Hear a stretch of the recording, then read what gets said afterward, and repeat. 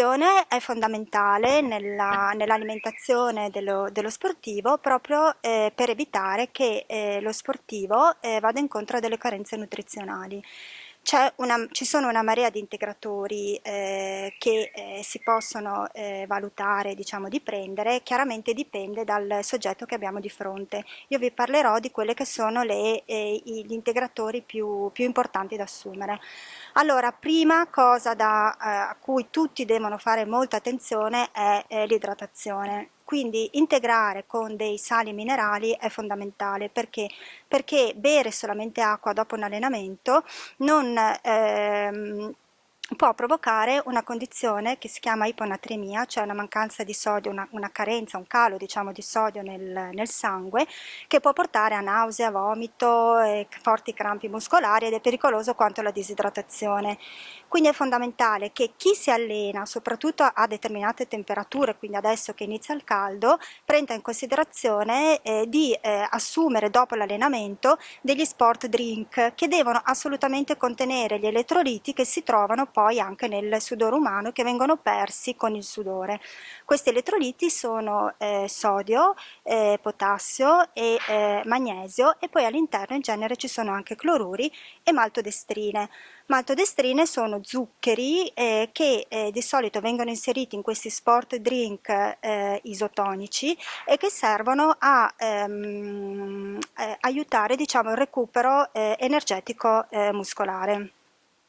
Altre integrazioni importanti che deve valutare l'atleta sono sicuramente delle integrazioni di vitamine che contengono antiossidanti per contrastare i radicali liberi che vengono prodotti durante gli allenamenti intensi e le gare impegnative. Poi un'altra integrazione importante è quella di probiotici, quindi è importante che tutti gli atleti facciano dei periodi, diciamo, di integrazione con probiotici per regolarizzare la flora intestinale batterica, che comunque sotto sforzi intensi viene alterata. Inoltre un altro tipo di integrazione che vedremo anche dopo, importante nel recupero post allenamento, sono le proteine, e quelle, diciamo, generalmente più indicate sono le proteine isolate dal siero del latte.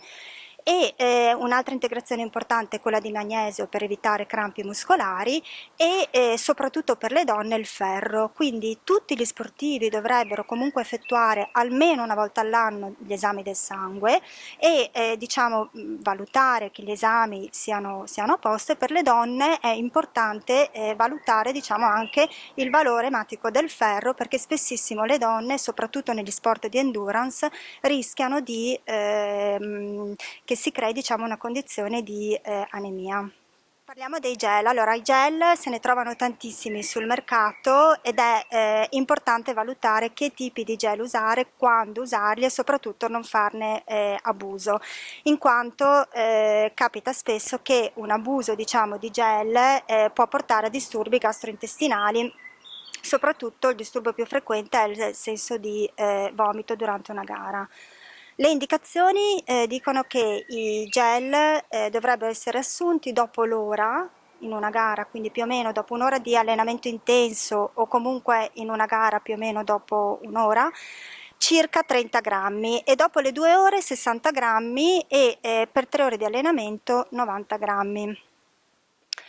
Quali gel? Se ne trovano tantissimi. Quelli che, diciamo, vengono generalmente consigliati sono i gel che contengono glucosio, fruttosio e maltodestrine, in quanto garantiscono un rilascio, diciamo, di glucosio nel sangue lento e continuativo.